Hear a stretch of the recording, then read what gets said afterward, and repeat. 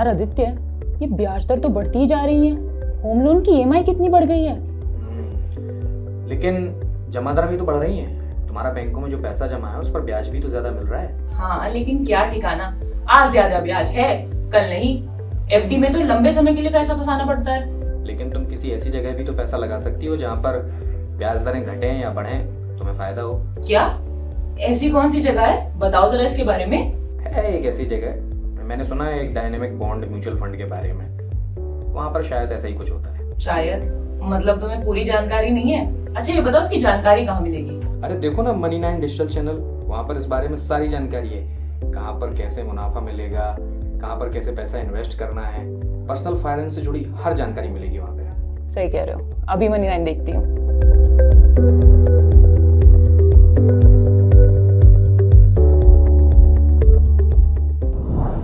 Date mutual ફંડમાં જો તમે રોકાણ કરો છો તો તમને એ ખબર હોવી જોઈએ કે ડેટ ફંડ્સના રિટર્ન કોના પર આધાર રાખે છે।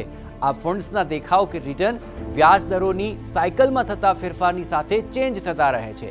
જો વ્યાજ દર વધી રહ્યા હોય તો ડેટ ફંડ્સનું રિટર્ન ઘટે છે અને જ્યારે વ્યાજ દરો ઘટે તો ડેટ ફંડનું રિટર્ન પણ વધી જાય છે। હવે હાલની જો વાત કરીએ તો હાલ વ્યાજ દરો વધી રહ્યા છે, એટલે કે ડેટ ફંડનું રિટર્ન ઘટી જશે। આવી સ્થિતિમાં કોઈ રોકાણકાર શું કરે? સમસ્યા એ છે કે કોઈ રોકાણકાર માટે એ સરળ નથી હોતું કે વારંવાર ડેટ મ્યુચ્યુઅલ ફંડના યુનિટ ખરીદે અને તેને વહેંચે। સવાલ એ ઊભો થાય છે કે શું કોઈ એવું ડેટ મ્યુચ્યુઅલ ફંડ છે જે અત્યારના સંજોગોમાં કામ આવી શકે? તો આનો જવાબ છે ડાયનેમિક બોન્ડ ફંડ।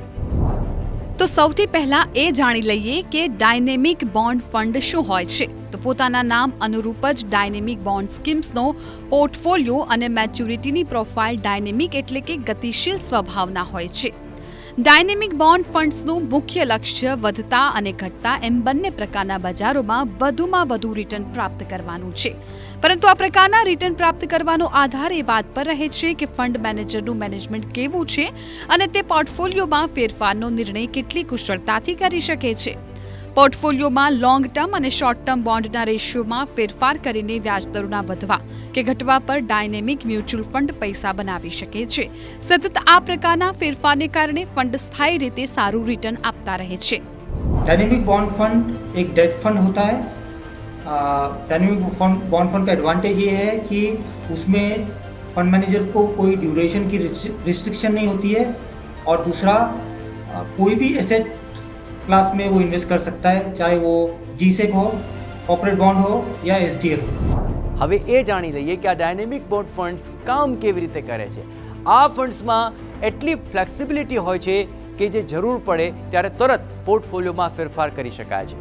તેમાં ફંડ મેનેજર એક્ટિવલી અને ચોક્કસ ટાઈમ ફ્રેમમાં શોર્ટ ટર્મ અને લોંગ ટર્મ સિક્યુરિટીઝની વચ્ચે રોકાણની સ્વિચ કરી લે છે અને જો મેનેજરને લાગે કે વ્યાજ દરમાં ઘટાડો થશે તો તે લોંગ ટર્મ મેચ્યોરિટીવાળી સિક્યુરિટીઝમાં પૈસા લગાવી દે છે, જેથી આ વધતી બોન્ડ કિંમતોનો ફાયદો ઉઠાવી શકે।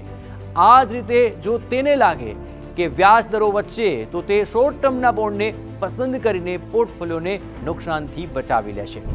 ડાયનેમિક બોન્ડ ફંડને આખા વર્ષ દરમિયાન કરવામાં આવતા રોકાણ તરીકે પણ જોવામાં આવે છે, કારણ કે તેમાં વ્યાજ દરો ભલે કોઈ પણ દિશામાં જાય પણ સંભાવના નફો થવાની જ રહેતી હોય છે। હવે એ જાણી લઈએ કે ડાયનેમિક બોન્ડ ફંડ પર ટેક્સ કેવી રીતે લાગે છે। તો બીજા ડેટ ફંડની જેમ ડાયનેમિક ફંડ પર પણ ટેક્સ લાગે છે। જો ઇન્વેસ્ટમેન્ટને રોકાણ ડેટથી 3 વર્ષથી અંદર રિડીમ કરવામાં આવે તો તેની પર short term capital gains tax લાગે છે, જો કે તે વ્યક્તિના વ્યક્તિગત ટેક્સ સ્લેબના હિસાબે લાગે છે। બીજી તરફ 3 વર્ષ બાદ રિડીમ કરવા પર લોંગ ટર્મ કેપિટલ ગેઇન્સ ગણવામાં આવે છે। તેમાં 20% દરે ટેક્સ લાગે છે અને તેમાં ઇન્ડેક્સેશનનો પણ ફાયદો મળે છે। પરંતુ માર્ચ 2023ના અંતમાં સંસદમાં પસાર થયેલા ફાઇનાન્સ બિલથી હવે ટેક્સના નિયમો બદલાઈ ગયા છે। 1 એપ્રિલ 2023 બાદ થનારા ડેટ ફંડના રોકાણ પર long term capital gains tax અને ઇન્ડેક્સેશનનો લાભ બંધ કરી દેવામાં આવ્યું છે। એટલે કે હવે ડાયનેમિક ફંડ પર short term capital gains tax જ લાગશે અને લોકોએ પોતાના ઇન્કમ ટેક્સ સ્લેબ અનુસાર જ ટેક્સ ચૂકવવો પડશે। હવે એ જોઈ લઈએ કે આ ફંડ્સનું પરફોર્મન્સ કેવું રહ્યું છે। તો વેલ્યુ રિસર્ચના ડેટા અનુસાર ડાયનેમિક બોન્ડ ફંડ્સે 1 વર્ષમાં 6%, 3 વર્ષમાં 8% અને 5 વર્ષમાં 9%નું રિટર્ન આપ્યું। ડેટ ફંડ્સમાં સામાન્ય રીતે મોડરેટ રિટર્ન જ મળે છે અને આ હિસાબે ડાયનેમિક બોન્ડ ફંડના રિટર્નને ઉત્તમ માનવામાં આવે છે. પરંતુ તમારે એ વાત પર ધ્યાન રાખવું જોઈએ કે ડાયનેમિક બોન્ડ ફંડ્સ પર મળનારું મોટા ભાગનું રિટર્ન વ્યાજ દરોમાં ફેરફાર પર આધાર રાખે છે. એટલે કે આ ફંડ વ્યાજ દરોમાં ફેરફારનો ફાયદો ઉઠાવે છે. હવે સવાલ એ ઊભો થાય છે કે ડાયનેમિક બોન્ડ ફંડમાં કેવા પ્રકારના રોકાણકારોએ રોકાણ કરવું જોઈએ અને તેમાં કોઈ રોકાણ કરવા માંગે છે તો તેણે કઈ વાતનું ધ્યાન રાખવું જોઈએ. તો જાણકારો કહે છે ડાયનેમિક બોન્ડ્સ ફંડ એવા રોકાણકારો માટે યોગ્ય હોય છે જે મધ્યમ સ્તરે જોખમ સહન કરી શકે છે અને જેનો ટાઈમ હોરાઇઝન 3 થી 5 વર્ષનો હોય. તેમાં પણ સિસ્ટમેટિક ઇન્વેસ્ટમેન્ટ પ્લાન અસરકારક હોય છે કારણ કે તેનાથી તમે વધુ ઉતાર ચઢાવના નુકસાનથી બચી શકો છો. जो इन्वेस्टर डायनेमिक बॉन्ड फंड में इन्वेस्ट करना चाहता है उनको दो चीज़ों का ध्यान रखना चाहिए. एक तो है फंड हाउस की इन्वेस्टमेंट फिलॉसफी और दूसरा फंड हाउस फंड मैनेजर का ट्रैक रिकॉर्ड. निवेश करने के पहले दर्शकों को इन्वेस्टर्स को ये देख लेना चाहिए कि पिछली साइकिलों में उस फंड मैनेजर ने कैसे परफॉर्म किया है. वो देख के फंड मैनेजर का चुनाव करे, फंड हाउस का चुनाव करे. જાણકારો કહે છે કે ફિક્સ ઇન્કમ એટલે કે ડેટ ઇન્સ્ટ્રુમેન્ટમાં પૈસા લગાવવા માટે હાલનો સમય તો સારો છે કારણ કે ઇન્ટરેસ્ટ રેટ્સ પીક પર છે અને આગળ તેમાં સ્થિરતા કે ઘટાડો જોવા મળી શકે છે. ચાલુ નાણાકીય વર્ષમાં આરબીઆઈએ અંદાજે 6 વાર વ્યાજ દરો વધાર્યા અને આવા માહોલમાં ડાયનેમિક બોન્ડ ફંડ રોકાણકારો માટે કોઈ રાહત જેવા છે. જો કે એક વાત ધ્યાનમાં રાખવી કે આ પ્રકારના ફંડ્સનો વધુ લાભ ઉઠાવવા માટે તમારે લોંગ ટર્મ માટે જ રોકાણ કરવું જોઈએ.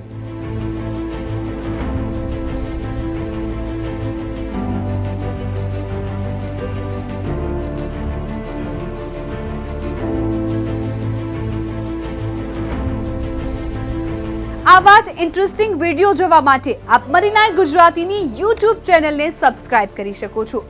સાથે જ રેડ આઇકન બટન દબાવજો. એટલું જ નહીં, મની9 ગુજરાતીના ફેસબુક પેજને પણ આપ લાઇક કરી શકો છો અને ટ્વિટર અને ઇન્સ્ટાગ્રામ આ બંનેને ફોલો કરવાનું ના ભૂલતા કારણ કે સમજ છે તો સહજ છે.